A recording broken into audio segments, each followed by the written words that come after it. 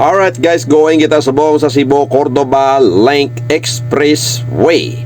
So ari kita di subong no guys, first time na to diri nakalagaw sa Cebu no, kay nag-join kita sa Cebu Aventurale 700 version 3 or volume 3. So kada best guys ang Cebu. So ini guys nga dalan is pakadto na ini sa Sisilix or sa Cebu Cordoba Link Expressway. So the best guys ang dalan diri guys no, po nakakadto ka diri, kung nakakadto makam diri guys, makita nyo ang dalan nga pakadto kaga pabalik is two-way.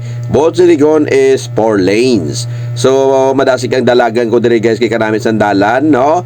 Hawan, malapad, wala sa mga pamalay, wala sa kung ano pang nagatinabok or ido or ano mang klase nga mga kasapatan nga gatabok na suway kagid sang kulba guys.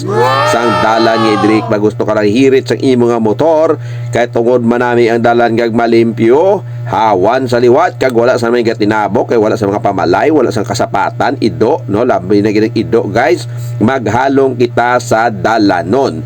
So kung kinanglan nga naka-drive kita guys, dapat nga mangin focus kita sa aton nga pagadulungan. Hindi kita magbalikid or maglingi sa wala or maglingi sa tuo or magbalikid. Focus sa dalan. Agod nga palayo kita guys sa ginasiling accident kay tungod ang dalan guys hindi naton mabalaan no, nga kita nagahalong, ang iba niya wala nagahalong. So dapat naton nga maghalong kita sa aton nga pag-drive, sa aton mga rides.